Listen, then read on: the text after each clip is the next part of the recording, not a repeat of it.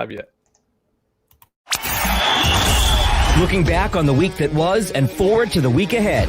It's the Fantasy Football Hustle. Here are your hosts, Brian Drake and Dwain McFarland.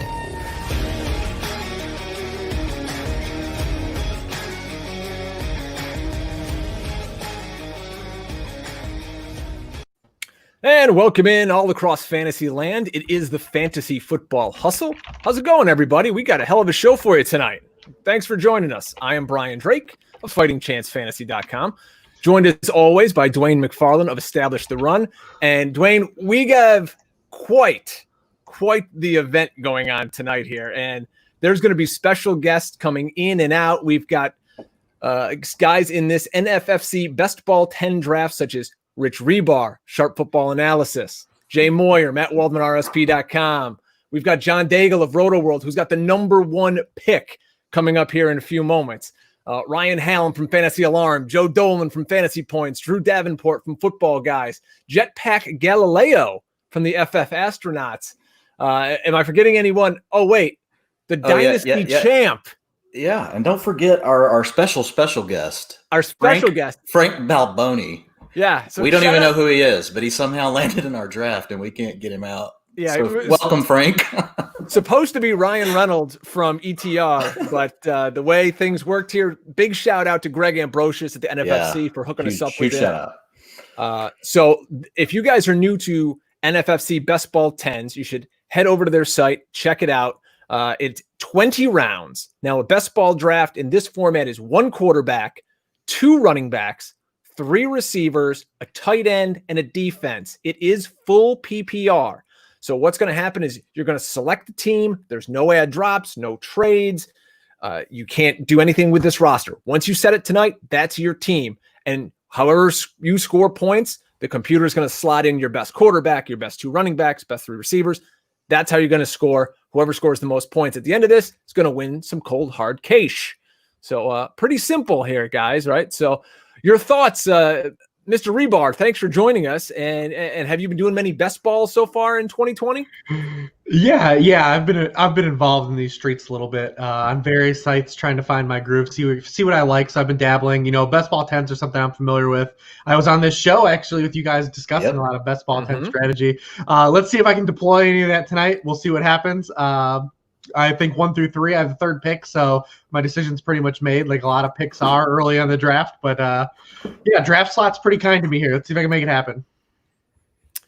For the record, I went back, and if you guys haven't done that, you need to go check out Rich's work. I went back and read all the articles, Rich. Went back and listened to the show again. So I'm ready for you, dude. I'm ready. John Daigle's got the first pick. He's going to start in a minute here. I don't think there's going to be much to talk about with that, and we're going to get John on here, but I would assume it's either going to be Barkley or CMC, most likely CMC. And then our man Frank Balboni is second. Hribar, you are third. Then Drake Jordan, Jay Moyer, Dwain, you're in the 6 hole, so you're kind of coming and going in the middle of the draft. JetPack Galielo at 7. I'm at 8. Kevin Tompkins from Fighting Chance Live is at 9. Ryen Hallam from Alarm is at 10. Joe Dolan from Fantasy Points 11. Drew Davenport Football Guys is 12. So that's our draft order tonight. You can, again, follow along. If you're on Twitter checking us out, we appreciate it at FF Hustle. Go over to YouTube, search Fantasy Football Hustle, subscribe to us there. We'd really appreciate it. And we're going to have a great night here. Drafting some players in mid-June. So we've got about 10 seconds. Guys in my home fantasy league, I sent them this link, and they're like, it's June 11th. What are you drafting for? And I go, that's why your name's not on the trophy. Yeah, because you're not dedicated enough. Hey, I'm going to be honest. This is my first one. Hribar, how many? You probably have like 20 under your belt or more already. Yeah, I've got quite a bit, but I like to do them because I like to keep pace. The ebb and flow of like where players go. That's my favorite thing about these. I like to. It's live drafting. It's live ammo. It's fun to keep tabs on where players go. Look at everything's already going. I'm already on the clock. I was just here for 5 seconds. Yeah, don't mess this up. I'll try not to. Wow. Zeke Elliott. There we go. Just off the board. I think we'll see first 3 are going to be pretty universal in all drafts this year. It's going to be the interesting thing is now where does Dalvin Cook go in these draft post week of threatening holdout? Oh, I got an idea. Yeah, Jay Moyer. I'm predicting that Dalvin Cook is falling to me right here. Christian McCaffrey. Yeah, see. Moyer takes him at 5. Moyer takes him. It's fine. Dwayne's on the clock here at 6. All right, Dwayne, walk us through your process here at 6. Oh, my process is easy. I mean, this is a 3 wide receiver format, for me. I mean, I could go Derrick Henry here, but I'm going with the guy I want, which is Michael Thomas. Oh, there we go. I wanted Dalvin. Not going to lie. I've seen Dalvin go like 108, 109, like recently this week. Yeah, it's still too early for me to get super worried about it. If he's still holding out and, we're into August, things start to change for me, but I'm still at that point where, I'm still willing to take him as often as I can. And if he, in August, if he starts to push down, I may continue on, right? If he's, right, falling down to the turn, I mean, depending on how many teams you want to, it's all about, you as the player, like, and what you enjoy. But if you're going to do a bunch of teams like what I do, then, I'm really thinking of it as a portfolio. Wow. Got to stay on brand. Freaking Eagles homer. Who is this guy? Oh, it's Brian Drake. Welcome, everybody. What a homer pick. Hey, wow, and Kenyon Drake. So I was sitting here at 8, and my thought process was, am I going to go Joe Mixon or am I going to go Miles Sanders? I've already done some of these drafts. I want to diversify a little bit, so give me some Miles Sanders. And Joe Mixon. Circling back to Cook, it honestly doesn't hurt him to declare he's threatening to hold out when we don't know when training camp's even going to start, and plus the new CBA, he has to be there at the start of of training camp at the outset. So him to coming out and declaring it now, and there's no actual date for the actual training camp to start. That's fine. It's good tactics for him. He's seeing what happens. Doesn't hurt him really. All right, let me give you what's going on here in the first round. McCaffrey, Barkley, or a guy Frank Balboni. Hribar took Zeke Elliott. Kamara off the board to the Dynasty champ. Moyer takes Dalvin Cook. Then we go back-to-back receivers. Dwayne takes Michael Thomas. JetPack Galielo goes Tyreek Hill. I homer it up with Miles Sanders. Kevin Tompkins from Fighting Chance goes Kenyon Drake. Ryan Hallam from Fantasy Alarm takes Derrick Henry, falling all the way to 9. What a gift for Joe Dolan from Fantasy Points. Joe Mixon falls to him all the way to 11. And Nick Chubb rounds out the first round to Drew Davenport. And then he follows that up with Devontae Adams.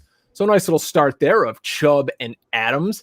The back of this first round is going to be all over the place, I think, guys, with the Drakes, the Sanders, Aaron Jones. They could easily go anywhere from 6, 7 to now, beginning of the second round. Yep, agree. That's a pretty running back heavy first round, so we should see some receivers start to go here. And we do. We've got 3 off the board here in the second round as it goes Devontae Adams, Aaron Jones, Joe Dolan goes running back, old school, Mixon and Aaron Jones. Now DeAndre Hopkins off the board at the 203 to Ryan Hallam, followed by a guy I know Dwayne's very high on, Chris Godwin to Kevin Tompkins. And I'm back on the clock. Drafting and doing a show is never easy, folks. No, you do it. There are a lot of hats. I love the Godwin pick. I like all those picks. I'm a little concerned about Aaron Jones this year. Hribar, I don't know what your thoughts are. Just with them adding an additional runner, his efficiency, as far as scoring the touchdowns. I'm a little concerned about the offense overall. So I don't know what your thoughts are on Aaron Jones. He's just struggling to get my arms around like pulling the trigger. Yeah, he's a tricky guy. So we inherently know he's a good running back, but we know he ran hot last year with the 19 total touchdowns. We know that they had a 247-pound back to take kind of some of the goal line work away from him. And we also know that he ran hot in the receiving game only when Davante Adams was out. When Davante Adams played, he only had 10% of the team targets. So he's a tricky guy. We know he's a good football player, but it's a tricky spot. He's kind of a tough guy to really gauge on where you want to slot him in. And I'm the same way. I always kind of look at him and I'm like, do I want to take him or not? And but I think that 202 is your RB2 is not the worst spot. So, Dwayne, you just were on the board here at the 207. I see. I have a broadcasting degree. Math isn't it. And you veered away from the running back and the wide receiver room here, and you went Travis Kelce. So explain that to us. Well, you took the guy I was going to take, Eckler, or JetPack did. So once that was the bottom of that's where my tear dropped, because in a PPR, I'm scared to death of Josh Jacobs at this point with, what they've done, keeping Jalen Richard, extending him, plus, drafting, a running back that can, catch balls, in the draft. So I'm just a little worried about that. And guess what? I read Rich's article earlier today, and there was a little tidbit in there about, the edge you can gain, taking a tight end, even though this is not a tight end premium league. Now he's got some other tidbits in there that I won't share because you guys need to go read it, but I can't wait forever, to get my next guys because, that can cause your strategy not to necessarily pay off. Probably sharing too much on the air with these people, but there goes Balboni taking the first quarterback. Drake. Frank Balboni, our guy. Lamar Jackson with the second to last pick of round 2 goes to our boy Frank Balboni, and we don't know Frank. We've never met Frank. He just kind of got in here, but hey, whatever. And now it's a little run on quarterbacks as Clyde Edwards-Helaire goes to Daigle at the end of the second round. Patrick Mahomes on the turn for John Daigle. So he starts his draft, CMC, Clyde Edwards-Helaire, and Patrick Mahomes. Yeah, like it. Now, not really. I love CMC, and I love Daigle, but I'm a little worried about Edwards-Helaire this early when there's the receivers I can get, and as a 3 wide receiver league, I'm also just out on taking the quarterback this early. But hey, I see people win these things all sorts of ways. So it's just opinions at this point. Oh, let's see. Rich is back on the clock. He took George Kittle in the second round. So he's got Zeke Elliott and George Kittle. And he goes Mike Evans. Love it. Love that pick. I wanted to go. I guess I shouldn't say. He's not gonna make it back to me, but I don't want to. In case someone else wants him, but there's another receiver that I always debate between Evans on. See, he'll come off the board, I assume, in these next few picks. I debated him at the spot where I took Julio Jones early in the second round. Drake Jordan. Oh man, come on, busting my chops there. He must listen to the show. Yeah, that was my pick. All right, I wanted me some juju right there. So all right, Jay Moyer on the clock. Jay Moyer, the film guru. Let's see what the film says.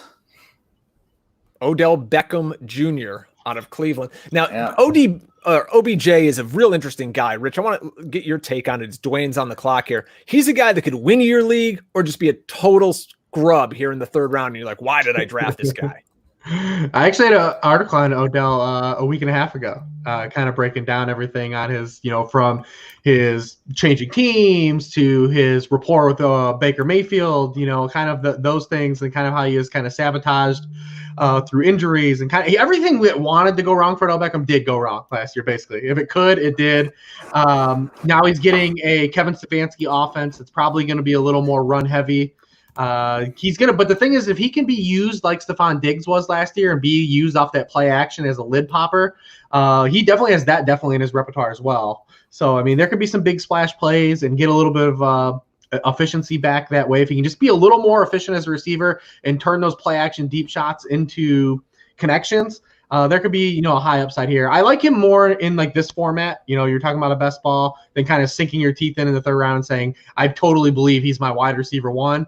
In a redraft league. So, I mean, I like him a little more in this format. Picks are flying off the board right now.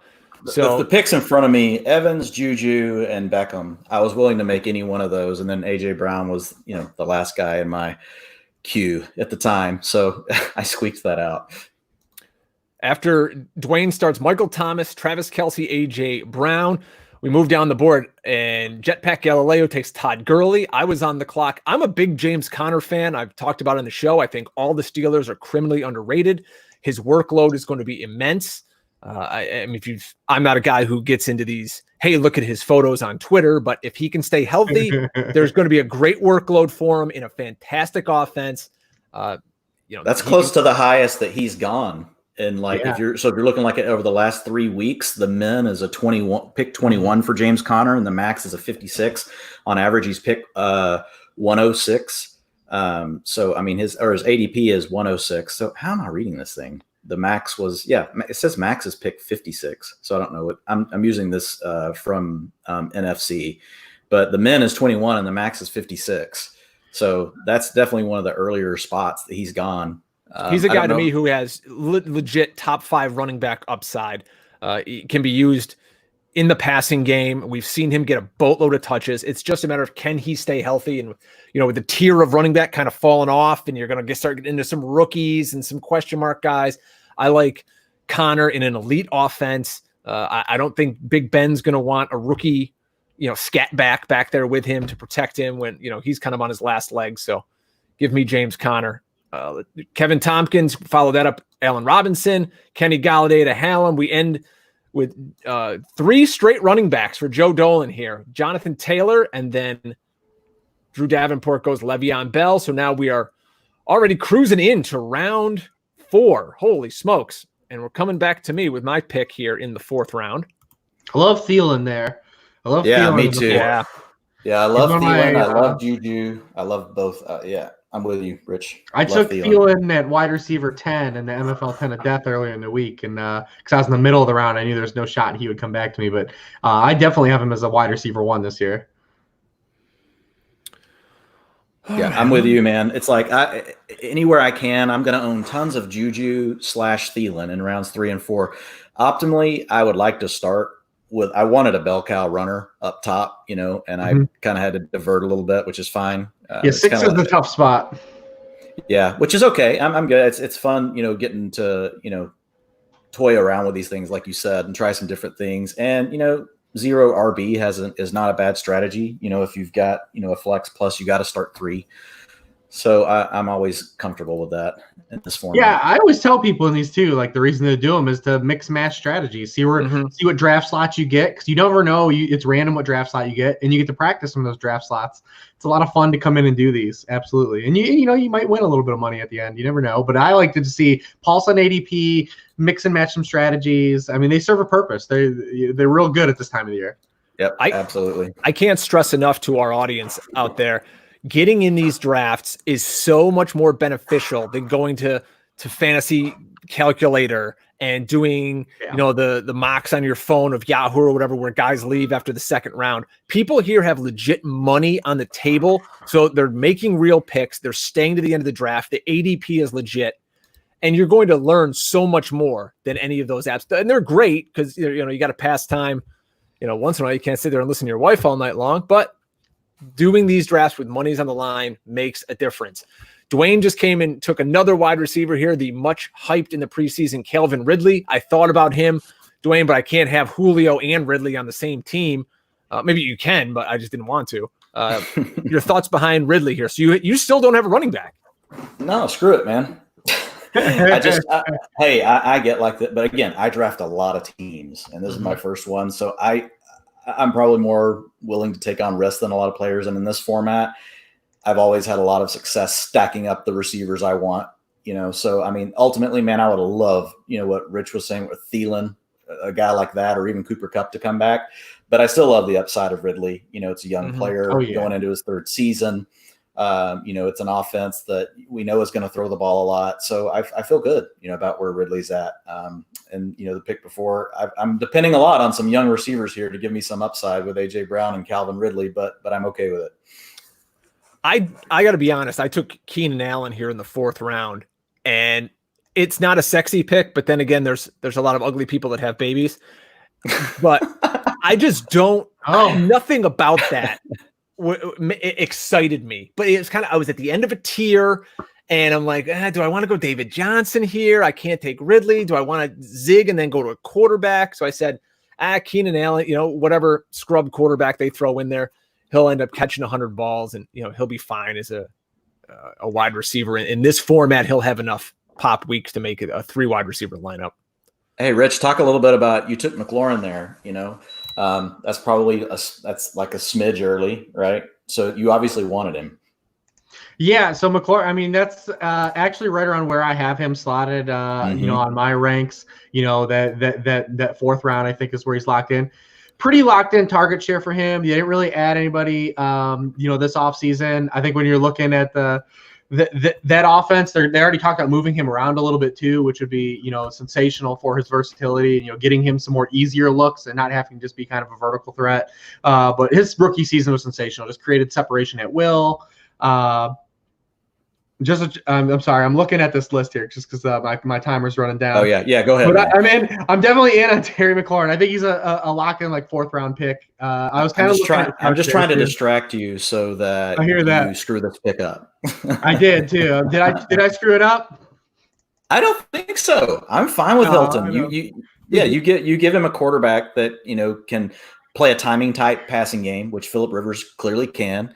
I think he's fine, and I think it's actually good that they're trying to put a few other things around him to take a little bit of the pressure off of him. I consider that actually to be a positive. Yeah, I look at him and Rivers, and because Hilton, obviously has the stigma of being a vertical threat in the NFL, but he's a guy that's also played a lot of slot in his NFL career, and you get a guy that can make some of those anticipatory throws, and where he played really well to start the year with Brissett last year until injuries caught up to him. So I mean, health is a concern for Hilton, but I definitely like getting him a real quarterback again. Yeah, absolutely, I'm with you. He probably doesn't get enough credit for being a more all-around better receiver than he actually is. Yeah, I agree. Yeah, a lot of people still think of him, I think, as just like this deep threat. But I mean, it's like you said, he can run the whole route tree. He creates a lot of separation. It's going to be with a better quarterback now. He's still going to be their top option. He's locked in. He's just you'll have to deal with some of the soft tissue stuff and wonder if you're going to have him some weeks. Yep. But I still like Hilton. JetPack Galielo on the clock right before me. I'm telling you guys, now I'm up. I hate this draft spot. I'm not excited about any of these guys. I'm looking at the receivers, Stephon Diggs, Devontae Parker, Debo, Singletary, Swift, Ingram. I don't want any of these guys. I mean, you just got to go another Eagle here, I think. Yeah, when it's in doubt, just go with an Eagle, Drake. Oh, boy.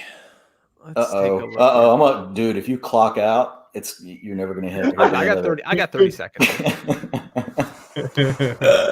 So, Rich, while he's making the decision there, talk to folks a little bit. Like I said, you put out a ton of great material, man, and so I think it's a good time to revisit it. But talk a little bit. So far, you took a tight end in the 2nd round.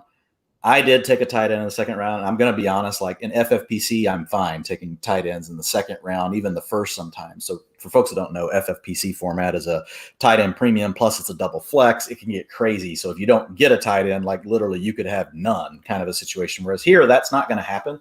But you did write about how there's still an edge even in this format.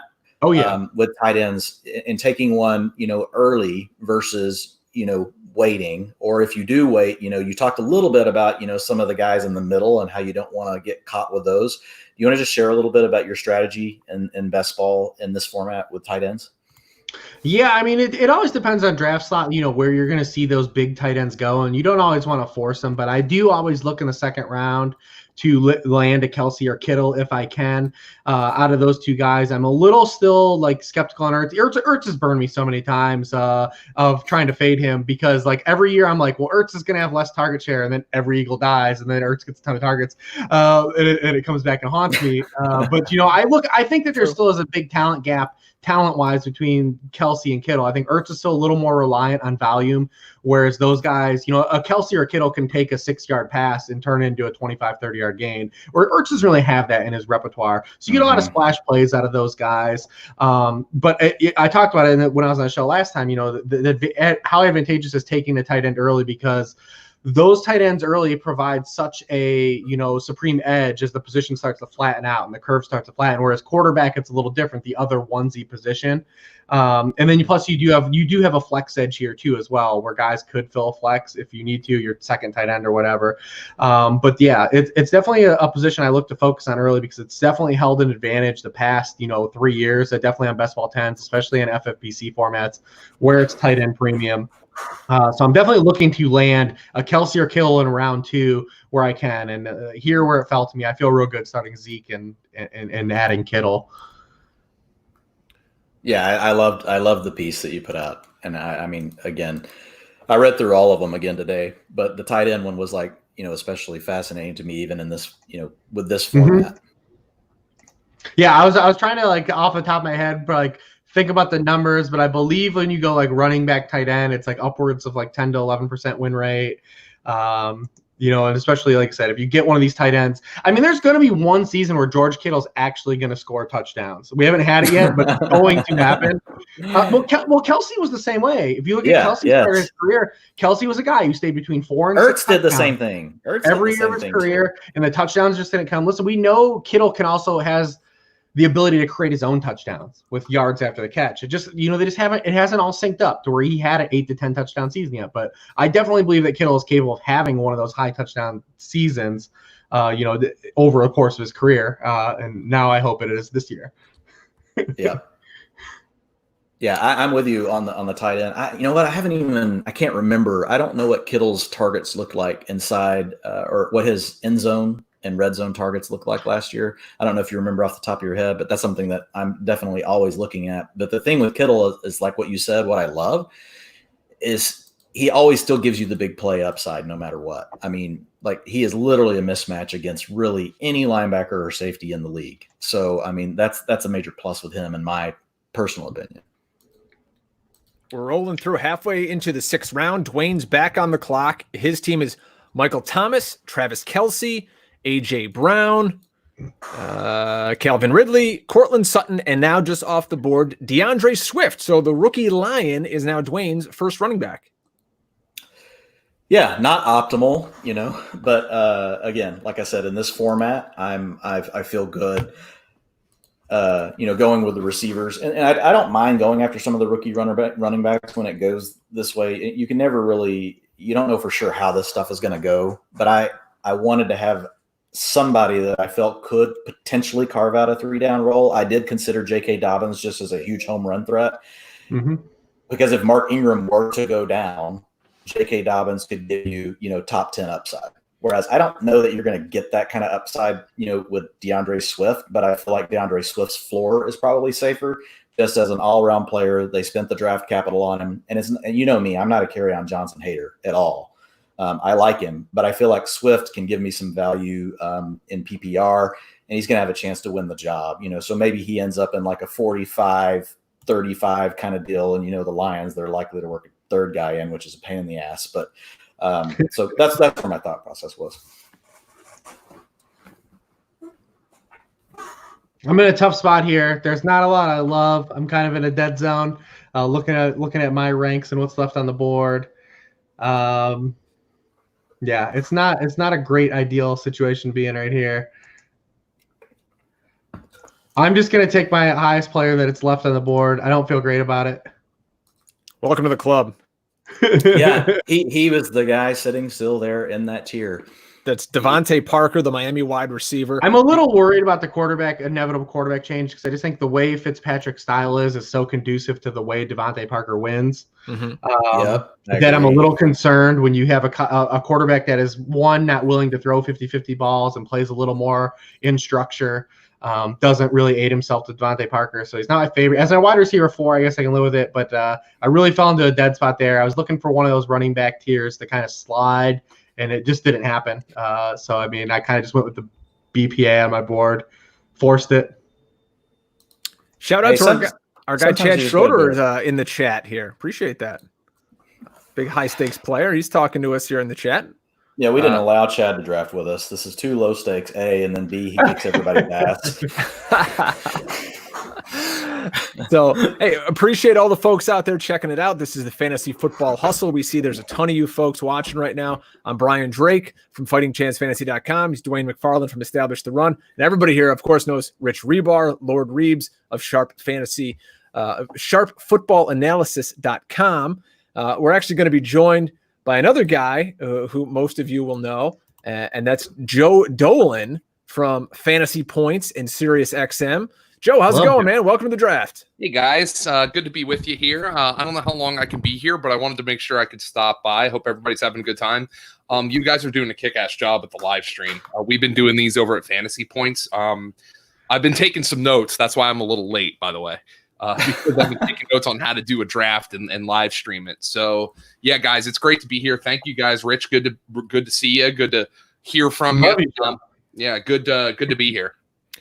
Let's talk about your draft so far, Joe. You're out of the 11 hole, and you kicked it old school Undertaker walking the top rope here. Joe Mixon, Aaron Jones, Jonathan Taylor. So 3 straight running backs before you got Adam Thielen, Mark Ingram, and then Hollywood Brown. So just break down your team for us so far. This is a Dolan team. To be completely honest. No, like here's and I don't mean like I don't want to pat myself on the back because nobody knows that this is going to work, but I am running back robust in best balls. I've been that I made the finals in the play draft best ball championship last year doing this. To our homies who have passed. Just going running back robust, getting guys early. And the thing that I love about this, first and foremost, I'm not breaking any news to anybody here. The wide receivers really, the value hangs around at that position a little bit. And I think when I'm aggressive at the running back position, it allows me then to attack the other positions later in the draft, because I think a lot of people end up making running back picks in the 5th, 6th, 7th round where they're just vomiting when they click the button. And I'm in a position where now with 4 running backs through 5 rounds and then 4 through 6 by how things have gone, I feel like I'm solid at that position. I can go anywhere I want. That's how I draft. The only thing that makes this different than a typical Joe Dolan best ball thus far, number one, is it doesn't have Alvin Kamara on it, because I don't know how it's happened. I know you guys, you do enough of these where it seems like you get the same draft slot every time you do one of these. Mm-hmm. Mine has been number 5 this year, and that was pre-Dalvin Cook holdout. So Kamara was like the consensus 5 there. So number one, that's the number one thing that's different about this team. Number 2 is I don't have an early tight end here. I have a lot of George Kittle, and I have a metric ton of Mark Andrews so far this year. The board just didn't work out that way for me. I have a lot of teams that have both Mark Andrews and Hollywood Brown on them, but that's kind of the strategy I have. I was really lucky to get Thielen, but yeah, I love the Thielen pick, man. Yeah, I mean, I was just lucky. I just, when I was sitting there, I was like, look, I'm good with Thielen. I'm good with Robert Woods. I'm good with Calvin Ridley. Cooper Kupp, any of those guys there. That's why I took Jonathan Taylor in the 3rd round, because I knew one of those guys was going to make it back to me at the receiver position. Yeah, Adam Thielen's a popular pick. I did a best ball draft with Graham Barfield, and I had Adam Thielen became my wide receiver 3. He fell really far. I was ecstatic for that. And want to welcome in John Daigle from Roto World. He's popping in here, but this is just a who's who of hustle friends now. So, John, how's it going? You had the first pick overall. What do you think of your squad so far? I was wondering if I was coming through, and then I saw Rich smile because he's used to my beard. So I know y'all got me just fine. Odd, as Joe was saying, he's not used to the pick. And I got to be honest, I haven't gotten number 1 overall a lot. So this is kind of a new experience. But although I'm familiar with McCaffrey going number 1 overall, I'm not familiar with Edwards-Helaire typically dipping to the 3rd round turn. And that's genuinely the only reason I got him right there. And then I'm also not an early quarterback person, but the moment Edwards-Helaire fell, I was like, oh, okay, this is a unique stacking opportunity that probably none of my teams have seen so far. So let me just try this on for size.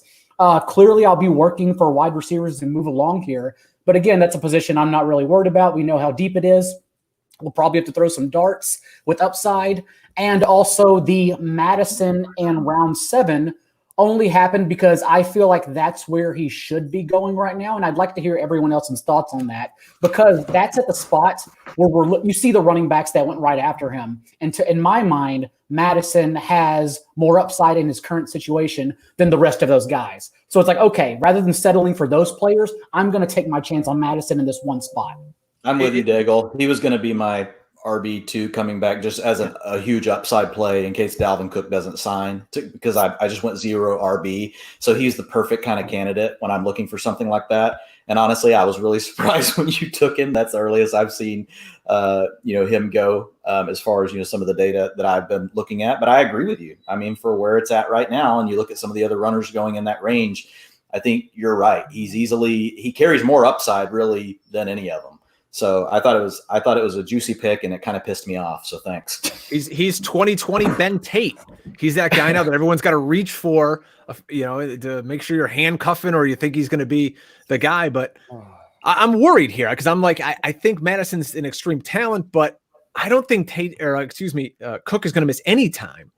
So he's just going to be a guy in the 7th round who gets 5 carries a game. But it's just about strategy, though, Drake. I mean, it really depends on your roster construction. Like, so for me, I loved it because, the way the board fell, I just took the value at the receivers because I wasn't crazy about the runners and I didn't want to force it. So, and for me, like Madison, was perfect for the strategy if you're trying to hit the upside, right? But I agree. I think it depends on your roster construction, what you're trying to accomplish. So it can be a little bit different based on, what you've drafted ahead of that. I've seen some say there's no way he can hold out given the new CBA. I've seen some say he can return for training camp potentially, but then go away until week 10. I think we are all so uncertain that I'm just sort of using that as an edge, and it could very well go wrong, but I'm just taking a chance here that none of us know what's going to happen. Yep. I like it. So this is the Fantasy Football Hustle, #HustleBB10. We're in round 8. And Joe, I've heard John Hansen say a billion times drafting and doing a show is nearly impossible, and he is exactly right. As I just ended up taking John Brown because I almost timed out. When you miss a pick, like not, timing out when you're hosting is embarrassing as hell. But when the worst part is when you're like, oh, that looks good. And then 3 picks later, you're like, oh, that would have been way better. That's always the worst one. That's like Keyshawn Vaughn, who I was going to take. And I'm like, maybe he'll come back. Dwain just snags him as his 3rd running back here in the 8th round. Yeah, that's an interesting team Dwain's got, by the way. Yeah, it's just, again, I'm like you guys. This is my first one this year. But in this format, we were talking about it earlier. I'm totally not afraid to go 0 if that on runners if that's the way it works. I don't necessarily force strategies, and every year is a little different based on ADP. But for me, if I do go 0 and I can't get any of the floor guys, or I just don't feel comfortable with them, I mean, I feel like I've just got to try to take some upside with some of the younger legs.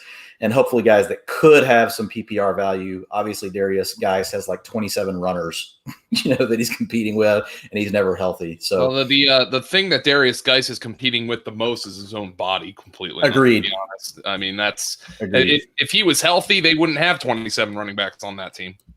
And that's why I did lean Madison. That's one of the names that was there. I don't trust his knees. I think they're already shot. Jordan Howard was another name, but again, I think I'd rather just. Even if Madison doesn't turn out to be the starter there and Cook comes back, I think I'd rather just take that chance, the low probability, as opposed to grabbing Jordan Howard there. Howard's one of Dolan those. Dolan took my other pick. I was literally leaning Josh Allen that round. Yeah, so good pick. The thing about Howard is I think every year we all have that 1 or 2 players that everybody hates that we're willing to take. Jordan Howard's kind of one of those guys for me this year. I'm like, I don't want to take him, but in best ball, he's going to be either my 4th or my 5th running back most of the time. And he could fall backwards into 7 or 8 touchdowns, and that'll pay off. He actually looked really good with the Eagles last year, by the way, before his shoulder got messed up. And in true Eagle fashion, last year, it was like, oh, yeah, he's got a stinger, and oh, by the way, he's dead. That's the way it was for the Eagles last year. But no, I thought he looked pretty good. The Eagles actually wanted them back. I know Adam Kaplan's been saying that a lot, but Miami just gave him way too much money for the Eagles to bring him back. So yeah, he's one of those guys that, not to go off on a tangent, but everybody hates him, but I'm actually willing to take Jordan Howard this year. Yeah, he's going to get volume. He's a guy very similar to James Conner or they're not sexy Chris Carson, but they're like, listen, this is the guy. He's there. He's going to get the ball. And I'm a Matt Breida guy, and I'm sure I'm going to try to snag him in a few rounds here and not to let the cat out of the bag. But if this team's trailing a lot, I think Matt Breida is a guy who's not going to get picked in your average home league, but he's going to be a waiver wire wonder for somebody as a second flex or something in a PPR league, because he's going to catch 6-7 balls a week when they're down by 10. I mean, and I think everybody was stunned they didn't draft a running back. There was a lot of buzz that they were hot and heavy on J.K. Dobbins. Just I think it was like the day or the day before the draft, that so much so that there was some sharp money going on Dobbins to be the first running back drafted because Miami had 3 first-round picks. Just didn't work out that way. But we could have seen them drafting anybody: Swift, Edwards-Helaire, Dobbins. Could have seen them drafting Akers, Jonathan Taylor, and they just didn't draft any of those guys. And then they traded in draft for Breida, which was I thought a decently sharp move because they're very clearly. I mean, they paid Howard for a running back, they paid him decent money. But they're very clearly focused on building the rest of the team before getting the premier back. And we could have a running back value talk for 12 hours. Nobody wants to hear that.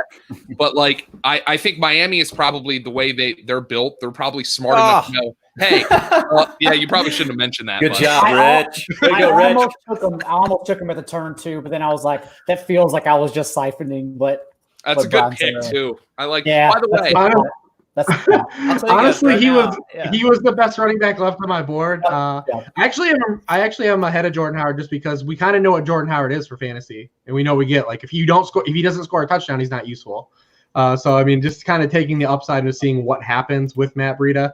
Because we know the abilities there. And, I mean, this is a guy that caught passes. He can catch passes, especially at the tertiary level, and we know that Jordan Howard isn't. But I'm not going to sell him as an amazing pick that's going to, win anything. But, we know what Jordan Howard is and what he is for fantasy. So, I mean, it's kind of like a shot in the dark and a stab to say, hey, if this guy doesn't get scoring opportunities, he's not going to be a good fantasy asset. And I think the big picture outlook is that you took him over guys like Marlon Mack and Kerryon Johnson that a lot of people are ranking over Breida when that just shouldn't be the case because they're in a more commanding timeshare where they're going to lose touches most likely. I'm totally cool with Jordan Howard too, by the way. I don't mean to dunk on. I don't want to dunk on him either. Oh, no doubt. The other guy who everybody hates that I'm willing to take just went, and that's Sony Michel.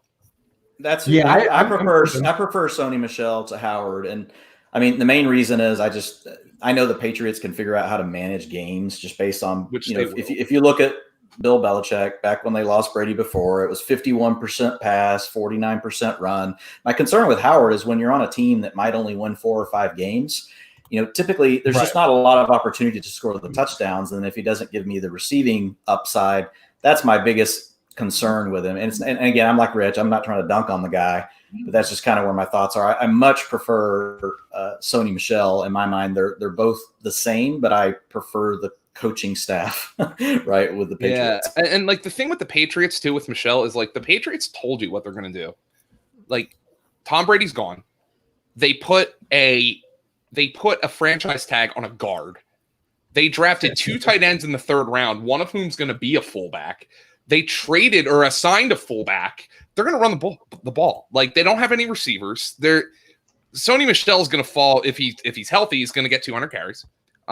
So, yeah, he's just another one of those boring-ass guys who, if I don't get to execute my strategy exactly how I want, I'll end up having on a bunch of best ball teams just because I want the carry certainty, and Sony Michel's going to have it. Whatever. We're doing analysis on here. A guy that I've stacked a little bit with Sony Michel is Damian Harris, just in the 19th round of a best ball. Just, if Michel goes down, Damian Harris was a 3rd-round pick last year. So let me ask you guys about another Patriot who gets absolutely no love. Maybe it's because it's a best ball and people don't think they're going to score any points, but Julian Edelman last year caught 100 balls, albeit with Tom Brady. Nobody wants this guy on their team. I wanted him in that round. I was in the 9th round, there's no way I'm passing Edelman again, even though I think everything we just said, they're going to try to run the ball more as long as their defense, can still play well. I know folks are worried about Brady, but I mean, I still have him, right in the 80 catch range, which in the 9th round, I mean, that's still value. I will quickly say, since I didn't get to chime in on Sony Michel, the way I've been drafting him is as when I need to have a Band-Aid for a guy like a Clyde Edwards-Helaire or a Jonathan Taylor, who I think will be splitting touches the first month of the season at least. Sony Michel and the Patriots, via the fine folks with loads of kids at sharpfootballstats.com, have the 2nd easiest projected rushing schedule through the first 4 weeks. And so that to me is at least a player I can lean on in that month to open the year. And then hopefully by then, no matter what happens with that offense or the team, I can get to those players who should be broken out by that time. Yeah, I love that. I love that kind of strategy where you're thinking, my early part of the season as well as my later, and you're thinking about how does your total roster construction come together. I love that. I think that's great stuff, Daigle. If you guys are listening to the podcast of the Fantasy Football Hustle and you want to see this draft board, go over to either our YouTube page, search Fantasy Football Hustle Podcast. We're on Instagram at FF Hustle. We're on Twitter at FF Hustle. Or on Facebook, just search in Fantasy Football Hustle Podcast. Like us, subscribe to the YouTube channel. You can see the draft board here. I'll tweet it out when we're done so you can see what everybody's doing here. We're in the middle of the 10th round. Dwain just took Zach Moss as his running back 4. He's the guy who a lot of people are high on. Love to get your guys' input on this. And he is just torpedoed Devin Singletary's value. So, Dwain, what makes you high on Mr. Moss here in round 10? Well, I mean, I like Devin Singletary. Like, if you look at his metrics and the things he did last year as a runner, he did things that normally can translate, right? His tackles avoided per attempt were really good. You look at his yards after contact, it was really strong. Their offensive line is decent. They made upgrades to it last year. My concern with really both of these players, but I'm just getting, Moss much later, is the fact that Josh Allen is going to have 8 or 9 of those rushing touchdowns. So, I mean, you have to immediately give like 30 to 40% of the team rushing touchdowns that you're projecting to Josh Allen.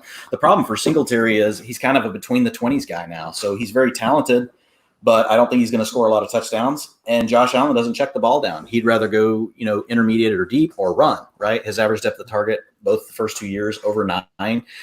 So it's just tough. I love Singletary, the player, and what he did. And I mean, maybe he can earn more, but based on the way they've kind of got his role currently carved out, I see Moss as being the guy that's probably going to get more of a chance to do the other work around the goal line. He's also probably a better pass protector than what Singletary is. So I think there's a potential, plus Singletary is, he's a smaller back, not to say that, that means that he's obviously just going to automatically get hurt, but Moss just gives me a little bit of upside. I think, if Singletary doesn't work out, and they end up just going, with one back. Of course, if Singletary gets hurt, they could easily just go to TJ Yeldon, right, to now be the guy they use on passing down. So honestly, I'm just going youth at runner, and I'm having to stack up as much as I can because the way the drafts worked out.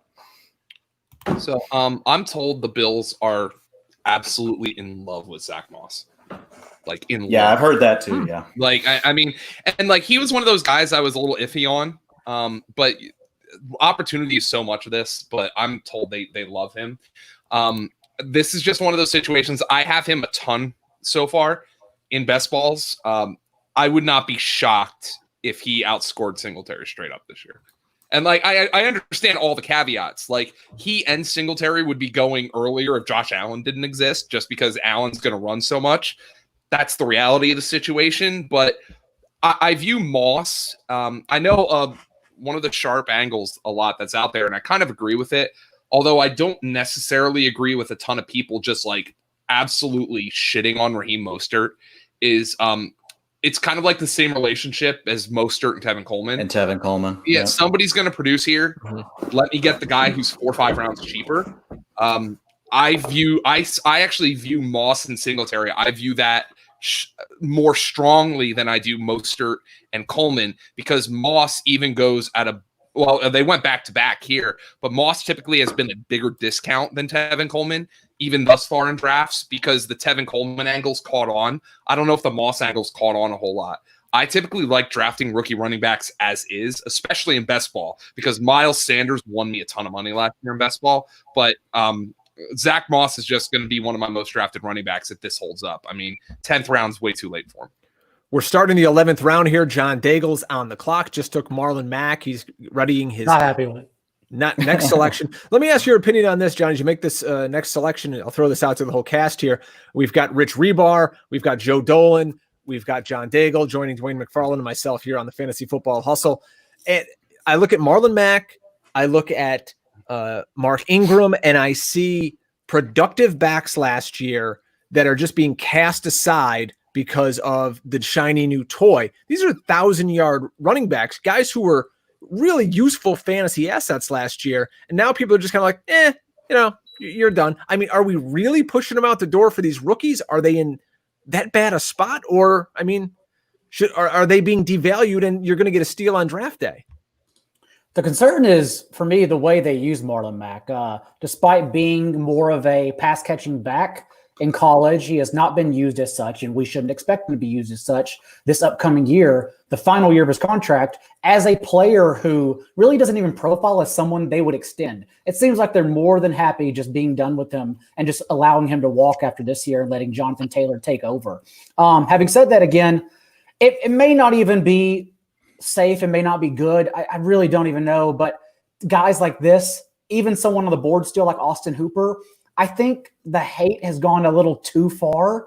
And when that happens, that's why I make the ugly face and then take it, because like I really don't like it, but it just seems crazy to still get Marlon Mack, who will at least start, I would have guessed, the first couple of games, even though he'll likely be splitting touches, but start in that role and have a role for the first few weeks.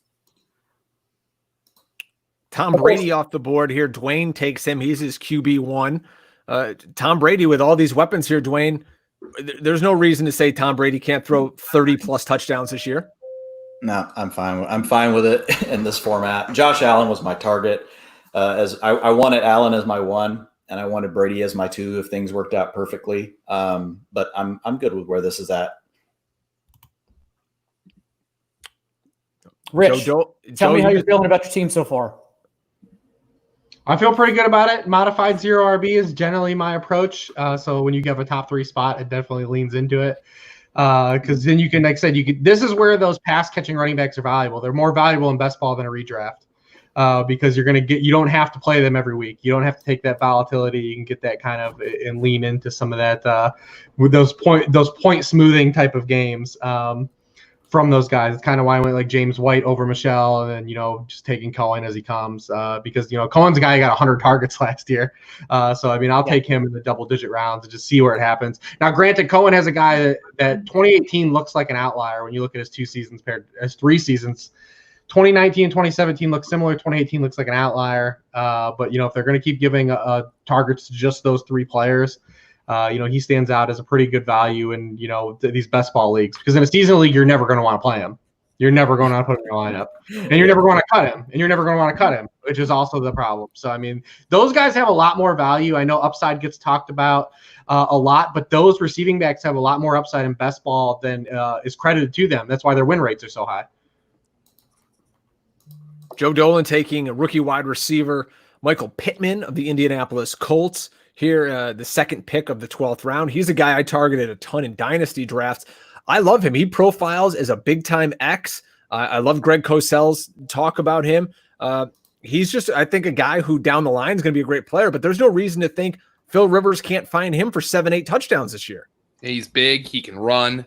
The Colts are one of those teams that there was a lot of opportunity available. And, I took their 2 rookies, honestly, the 2 rookies that are going to eat up a lot of opportunity for them, Jonathan Taylor and Michael Pittman. I don't think they're going to throw the ball a ton. I think they're going to run it quite a bit. But Michael Pittman right in there to be their X receiver.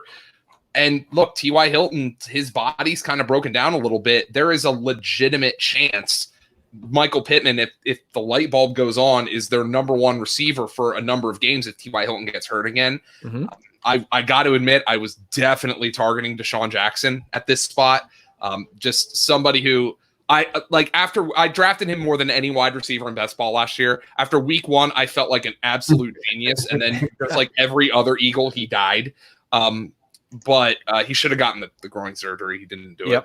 I'm glad you said that, actually, because I kept thinking, I was like, is this 1 round too early, or does he make it back? But now having confirmation he wouldn't have made me back, that makes me feel better. So one of the things I really wanted to do, I got to be honest, I should have known with fucking Drake in this. Sorry, am I allowed to curse on this draft? Yeah, you're good, man. I have done this multiple times.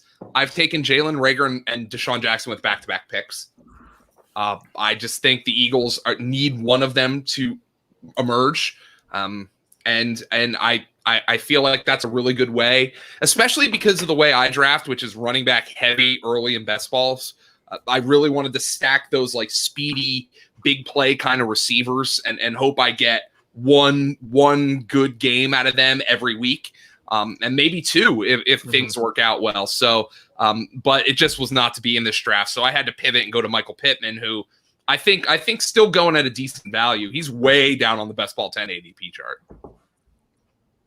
Moving through the 12th round here, Duke Johnson off the board to our friend Jay Moyer from Good pick. MattWaldmanRSP.com. Now the Dynasty champ. Now 3 times, so he must have added to that total last year. Drake Jordan, he's on the board. Let's talk about his team here. He actually may join us at some point. Alvin Kamara was his first round pick. DJ Moore, Juju, Lockett, Leonard Fournette. So Big Len goes in the 5th round. A guy who got a ton of targets last year. Didn't really do a whole lot with him. Jarvis Landry. Evan Ingram. So what do you guys think of the Dynasty champ here? Is he a force to be reckoned with, or is thanks for the $10? I'll let others speak on his team. For my money, I just don't want him to join because I enjoy him to speak. It's like fantasy douche. Like I never want to meet him in real life. I just want him to be fantasy douche and out in the open is the smartest guy ever. Oh, trust me, we got it all covered here. He's got an avatar. You won't see his face. Oh, good. Okay, yeah, then I'm happy then. Yeah, voice and everything. So Daigle's back up for a couple of picks here at the turn as we go 12 to 13. Hribar going with Antonio Brown there. Ooh, wow. See, I like the pick. That's Rich, definitely talk about this. I know because that's the earliest I've seen him go. But most sharp people, including Scott Barrett from our site, have been saying, yeah, his ADP is way too low. Yeah, I look for him like right around wide receiver 50, like when the wide receiver 4 like board clears, just because no one has the kind of upside that he has. And I actually do believe, even with a suspension, that he's going to play this year. Even if you say like a 6-game suspension, I mean, he's been working out with way too many quarterbacks to try to weasel his way into some organization at this point. I honestly believe he is going to play with someone this year. I mean, plus the NFL has shown their hand. Like someone will definitely take it if he's eligible to play. Someone will take him on to play. So just really kind of when the wide receiver 4 board clears, like just no one has the kind of upside that he has. So I'm kind of in the same boat with Barrett. Like I just kind of look to kind of see where he is. I don't ever want to force him, but if he's hanging around like wide receiver 50, I'll definitely bite it a little bit. For a 12th round wide receiver, who's what? He's your 6th receiver on this team. How many games does he need to make it into your lineup to say, you know what, that was a good pick? I mean, honestly, like 1 at this point, but yeah. Like any is cool. But obviously there's upside for more there. But yeah, I mean, obviously he could be a complete 0 too. You know, if he doesn't sign, they suspend him for the year, something happens. But I think maybe the NFL looks at last year too and treats it as kind of a suspension in itself. I don't know. I don't really know. I don't want to ever assume anything with that, but. He's definitely worth a guy taking a flyer on. If you're going to take a flyer on Hunter Renfrow after him, I mean, what are you going to do? Yeah. It's a different format, but for what it's worth, he's being drafted at the beginning of the 10th round as his ADP in NFFC. Football guys drafts. That makes sense. Which only starts 2 receivers, though. Yes. Yes. Yeah. So, I mean, he would have a little more value here. Yeah, probably a lot more value, actually. I'm scrolling, and it was the 14th round. So I'm scrolling through the wide receivers here, and we always talk about like, oh, wide receivers so deep. There's tons of value. We're getting to kind of a skank area at this point. Where Alshon Jeffrey, the corpse of Larry Fitzgerald, Tyrell Williams, Cole Beasley. So it's not great right now. Okay. JetPack, and then I'm back on the clock. Dwayne, you just made a selection. Quarterbacks didn't really get reached on in this draft. It's a pretty good room. Tight ends got waited on. It's a pretty good room here. It is pretty good. I prefer to be in drafts where quarterbacks kind of don't fly off the board. I just, I've always said this. I'm more comfortable. I mean, you guys are obviously tough. You're sharp players, but I'm more comfortable drafting with sharp players because I feel like I can have an anticipation of what they're going to do. I think it's when I'm drafting with the drunk guy in my hometown who's got 37 White Claws. That's when I can't really anticipate what's going to happen. Yeah, it's very similar to poker at times, right? Yeah. You sit down at the poker table with the drunk guy, that just hangs around too long. It's like you're trying to figure out what the hell he's doing, and really there's no rhyme or reason. I get that. I think I think that's a good point. You are undead. I just took A.J. Dillon here in the 13th round, and call me crazy, but there's a lot of draft capital spent on this kid. Yeah, you sniped the hell out of me because I have Aaron Jones.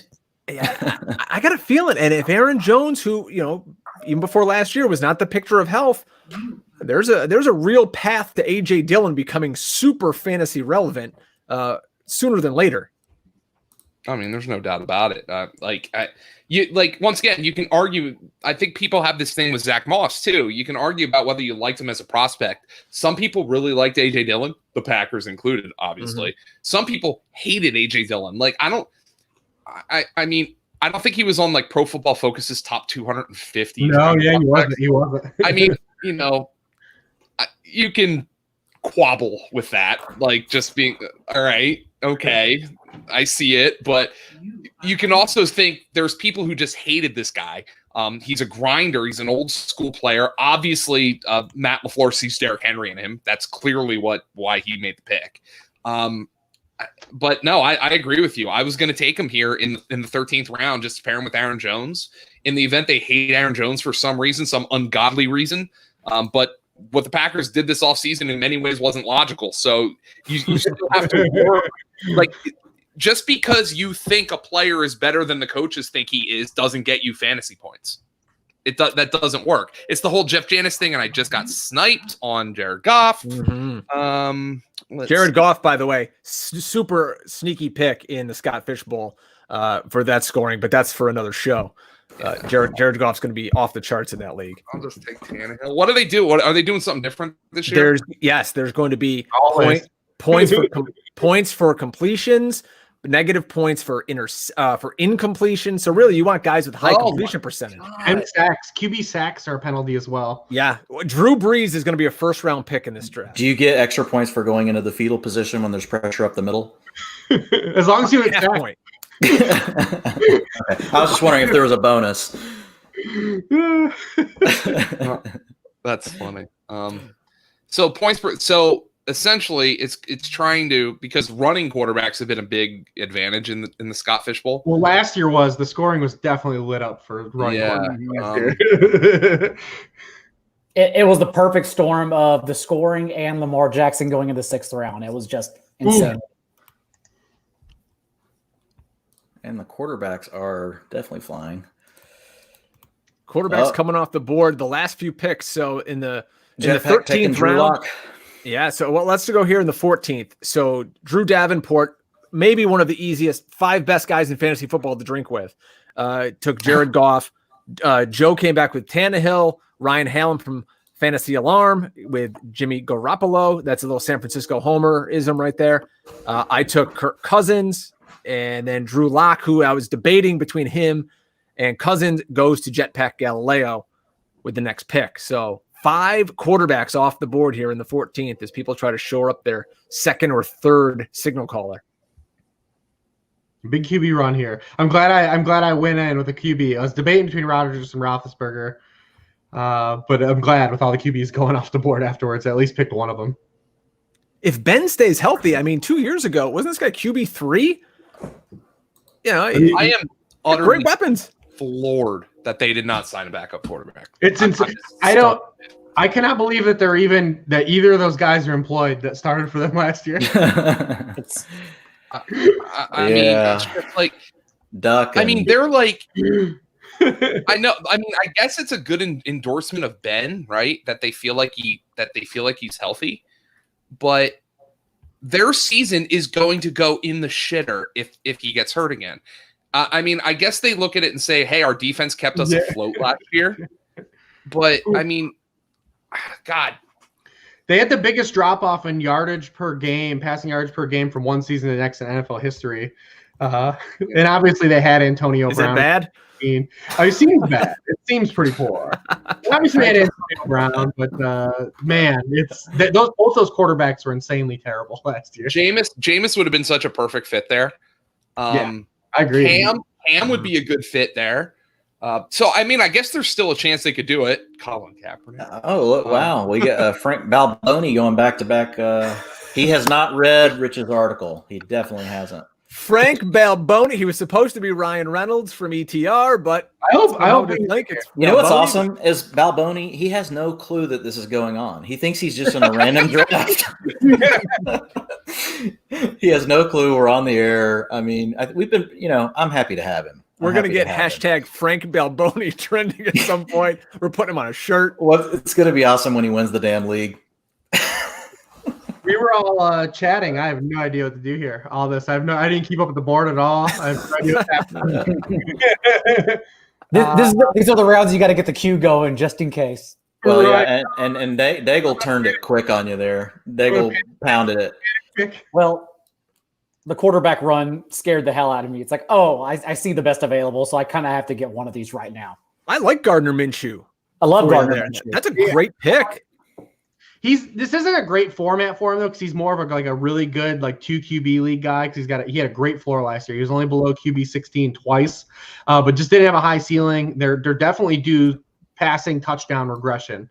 The Jaguars are. They had the second highest rate of the past 10 years of passing touchdown splits, the rushing touchdown splits. We all know Lenny couldn't get in the paint, but there's the objective bet to throw fewer touchdowns this year based on the type of splits they had last year. But I do like him because he ran. He had the most QB scrambles in the NFL last year. And you've also written about it in depth, Rich, how you ideally want to grab your 3 quarterback builds, even 2 quarterback builds that RotoViz says in rounds 7 through 12. You want mid-round guys as opposed to waiting to late.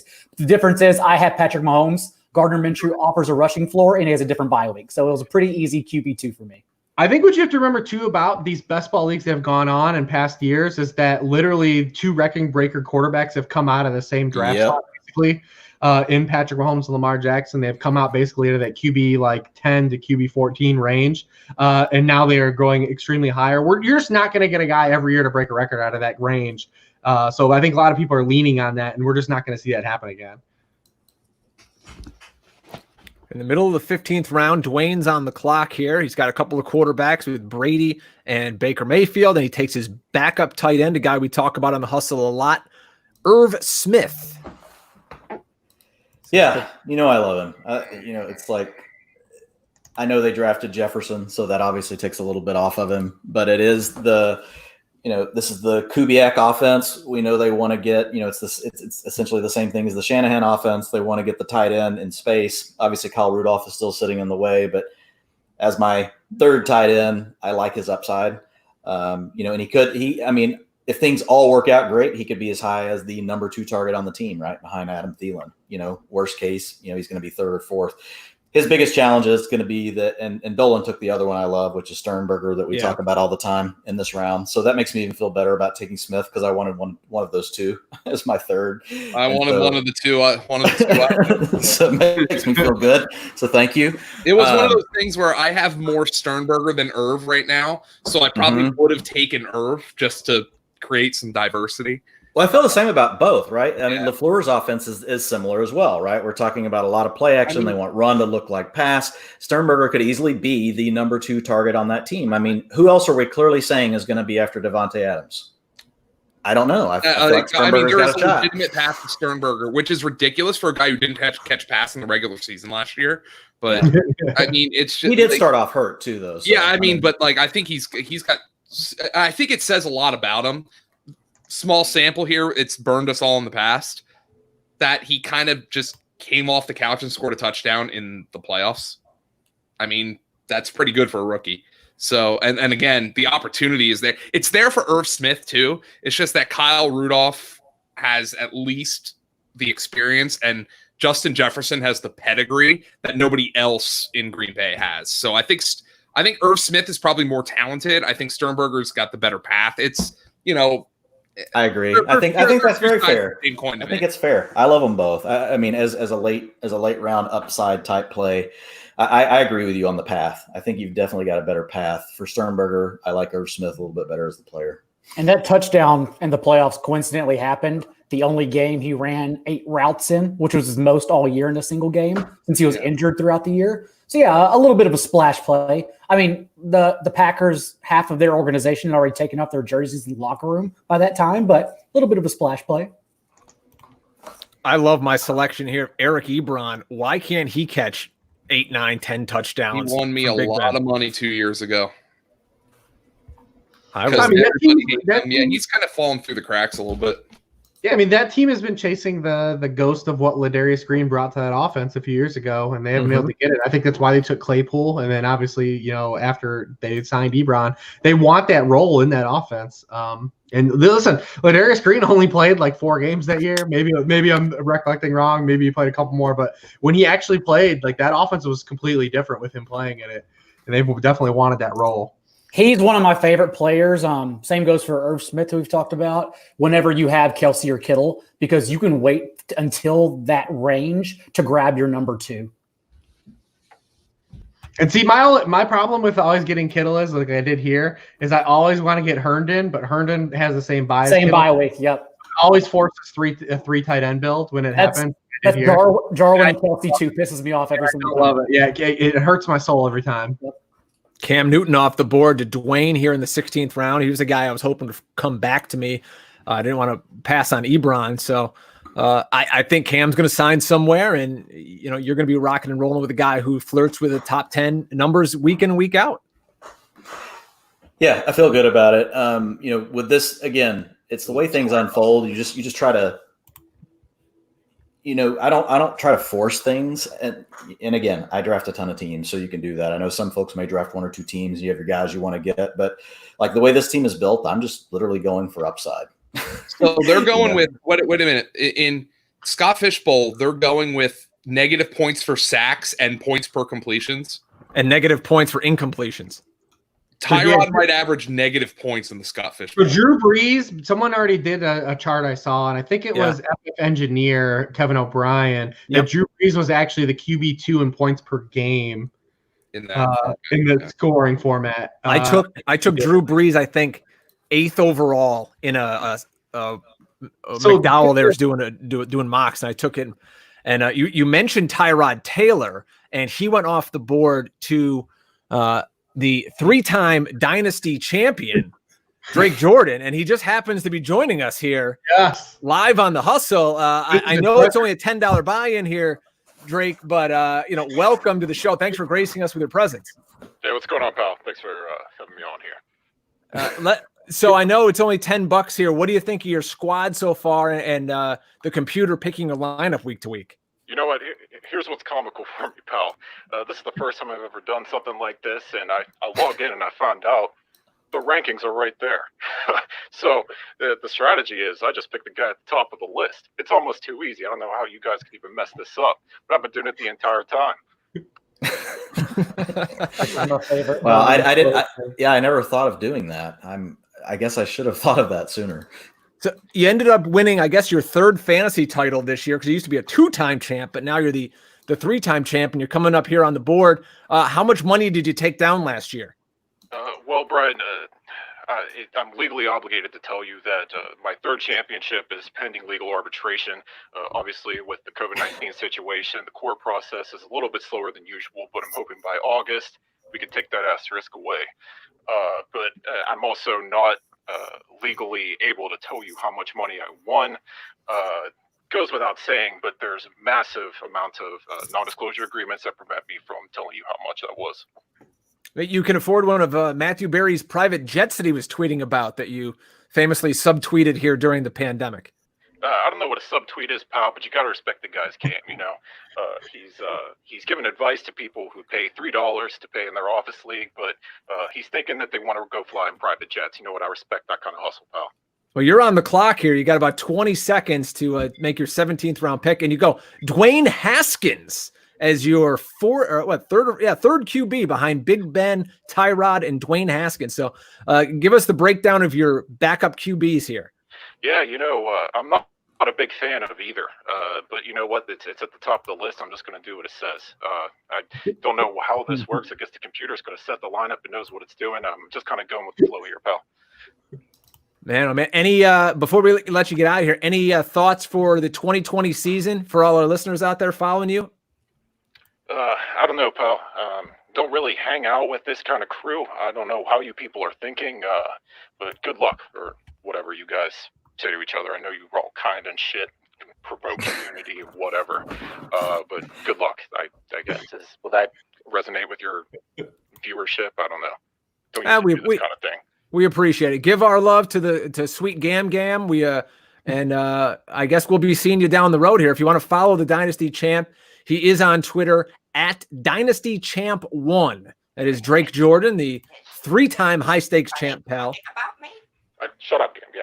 All right. Yeah, I'll talk to you later. There he goes. 3 levels deep. Oh man, all those NDAs, it must suck. Like he didn't even know what he can say. He's got so many NDAs signed. That makes me so happy. So He also almost had this deep throat thing going. What was that? Did he have some sort of voiceover machine going? It was very Buffalo Bill. It was very Buffalo Bill-esque. It was almost lotion on the skin or she gets the hose again type. Hey, I think we're the only show that's ever had the guy on, so we must be doing something right. Or wrong. Yeah, true. Oh, the defenses are going now, Drake. Oh, I got mine. Trust me, I went with Denver. I think Denver's another team who's going to be playing really good defense out there. They're built to play defense and run the football. So, there's a bunch of D's coming off the board. There's no reason that Denver with that pass rush can't be a fantasy force to be reckoned with. Yeah, just kind of around the horn here real quick. Any of you guys feeling anything on any certain defenses? It's nothing we've touched on at the hustle at this point for anybody. We usually wait. But if any of you guys have any strong thoughts on any Ds this year, feel free to share with the audience. I got to be we always bag on the defense to go first, but San Francisco's first 5 weeks are pretty ridiculous. Yes.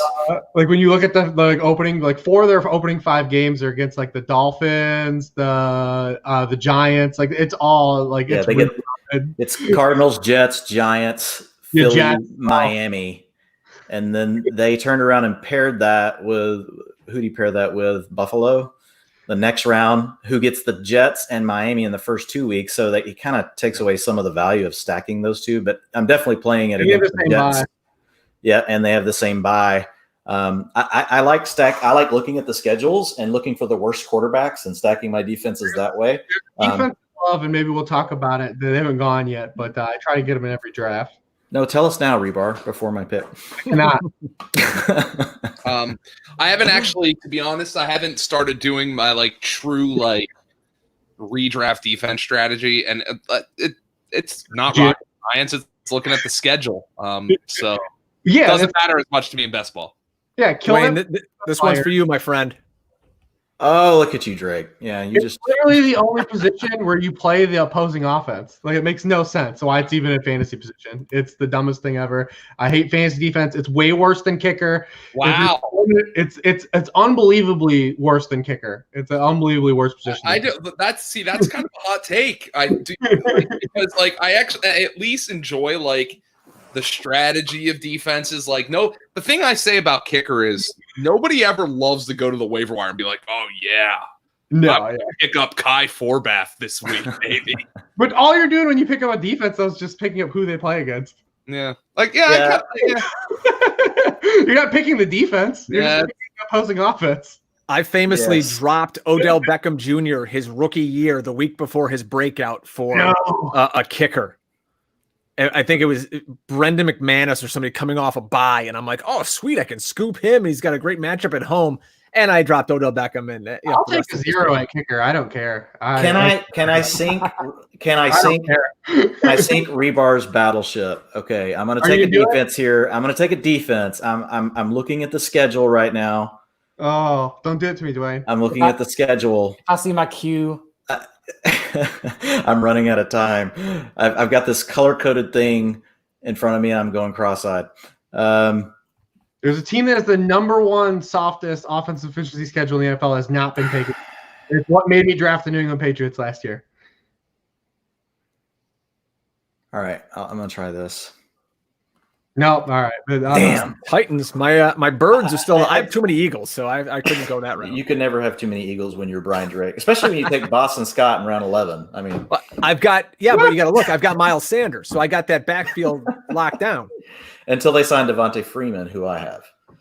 In that draft I did with Barfield, my last 2 picks were Lamar Miller and LaShawn McCoy. Just figuring someone's going to land there. Hey, I like JetPack's pick of Jerick McKinnon. Give me a Kyle Shanahan back super late. Now he does have Tevin Coleman as well, so that might have been part of what he's thinking. But with them letting Breida move on because they owe McKinnon the money, I don't mind Jerick McKinnon. Are they going to approve like Jerick McKinnon to have a golf cart like that player on PGA 20 years ago? Possibly. So we're smoking through the 18th round here. We got defenses. We got D.D. Westbrook coming off the board. Devin Asiasi to Ryen Hallam, the founder of FightingChanceFantasy.com. So I want to give a shout out to Ryan. Say what's up. He's over on Fantasy Alarm now. There it is. The Colts. The one that was in my queue. Yeah. You get the Jaguars, you get the Jets, you get the Bengals. They're going to be a good defense this year too. And they got young guys that I really like the past couple of years. Our editor Dan Pizzuta has talked about it too. They've taken the last few years. They've really invested in the defensive side, and they're young guys. So if it comes together with that schedule, we'll see. I like it. Playing shootouts, by the way. Yeah, where else do you get Colts talk on a Thursday night about defense in round 18? Only right here. You forced my hand though. I got nervous. You guys started. Yeah, Daigle was going to snap you off. So yeah, they were in that and one other defense are the two defenses I've been taking in every draft. I'm assuming I'll get them next year. We'll see. And Daigle, you've got Gerald Everett. He's a guy that I love. People forget that he played ahead of Tyler Higbee last year. He was the first draft pick ever by McVay. He's a really good player, but everyone just kind of casts him aside now. He's yesterday's news, but he's a player who absolutely, if they play a ton of 12, is going to be on the field and going to have options to score, again, 7-8 touchdowns. We're playing best ball. Nothing wrong with that pick in the 17th. And Higbee only broke out because, as we saw, Everett broke out beforehand, but then got injured. So Everett's been one of my favorite tight end 2 or 3s. And then I'm also going to add O.J. Howard here. Just a talent pick is all. His bye week is also different, and he's just my tight end 3. I'm most likely going to be depending on Mark Andrews weekly, but Everett and O.J. Howard should get me by. Plus, if they play a lot of 12 and he's on the field, exactly. Gronk's no picture of health. Exactly. So I'm happy. I'm happy with those 3 tight ends. Really happy. Yeah, I was hoping to take O.J. Howard there, just because. I mean, I've had one skill player pick left on the board here because I took 2 tight ends that have 11 buys, and the best tight end available is Dawson Knox. He also has a week 11 buy, and he's also bad. He's also bad at football, which is a problem. I have no idea what tight end. I was so supremely confident I was going to get O.J. Howard there that I don't even know what to do. Well, you took Indy from me, so I had to strike you in your heart. That's fine. And this rate, I mean, definitely don't follow me, but in this range, my guys have usually been Darren Fells or Dan Arnold. I'm just going to take my 3rd defense and see what tight end I get in the last round. Sure. Because I have no idea.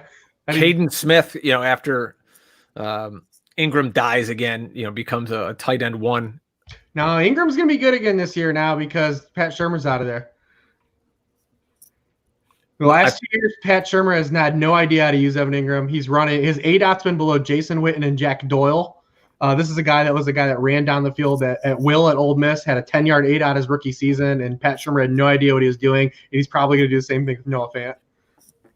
I love that there's still 30-plus people watching us draft just on Periscope alone, watching us draft defenses and 4th-string tight ends here on a Thursday night. We appreciate you degenerates out there. You're truly hustling. We love the degenerates. All right, Dwain's up here. His last 2 picks were the Bears and Titans defenses. I have no freaking clue what to do. Dolan will be the first one to finish, though. He'll be out. He'll have this thing wrapped up. I need a refill, so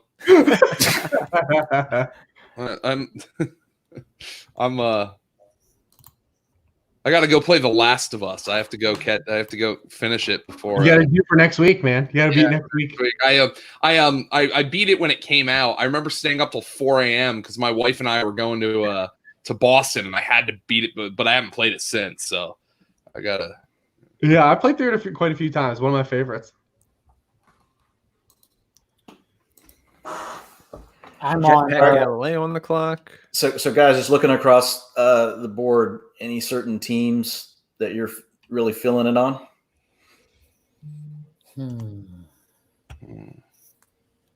The one that just took Taysom Hill. Taysom. That's right. We're going for it, folks. God. Holy crap. I want to hear Joe yell. He's sick of this. I clearly see the team with the most Eagles. I mean, I can point that out to you.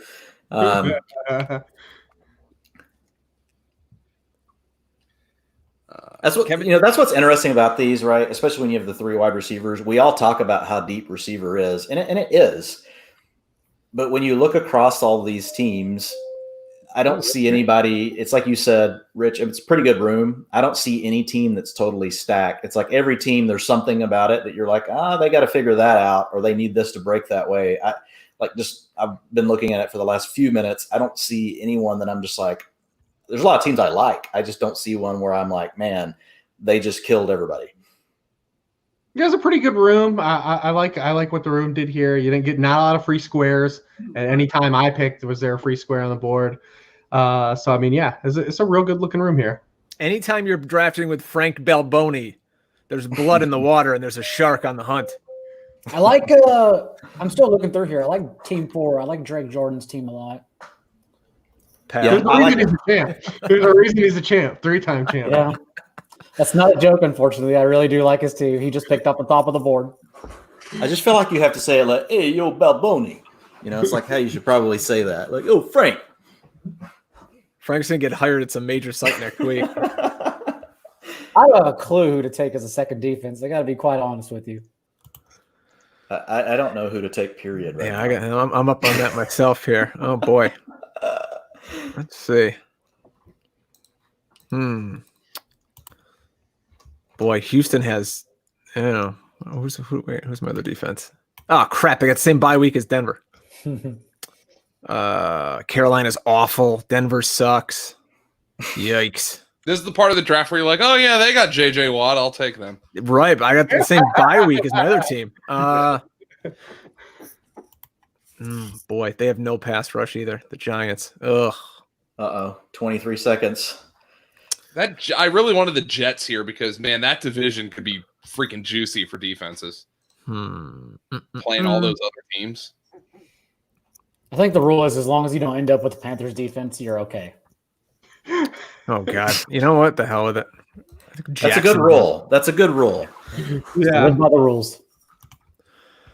So we're winding things up here. It's round 20. We appreciate all the guys that came on. Of course, our panel that jumped in here with us, Joe Dolan from fantasypoints.com. We've got Rich Hribar from sharpfootballanalysis.com. We've got John Daigle, of course, from Roto World. Frank Balboni. We love you, pal. I really appreciate you guys taking the time to come in here and talk to us and spend some time on a Thursday night. Drew Davenport from Football Guys, Ryen Hallam from Fantasy Alarm, Kevin Tompkins from Fighting Chance, JetPack Galielo from the FF Astronauts. I just did their pod last week. Check that out. Jay Moyer, our good pal from MattWaldmanRSP.com. And how do we forget the Dynasty champ? So we appreciate him, Drake Jordan, coming on and talking about fantasy before it all ends here. But guys, thank you so much for taking the time and joining the hustle. We'll see how this plays out. And someone's going to win some cash. I'm buying a house. I need some cash. So you just moved to what? South Carolina? I'm moving to South Carolina. Yeah. Good for you. I got all kinds of boxes back here. Oh, nice. Oh, nice. Congratulations. You got that equity now. You'll be fine. You're okay. Listen, I do not hate Denzel Mims as a 20th round pick. No. Oh, Moyer loves Mims. He and Waldman both had him ranked super, super high.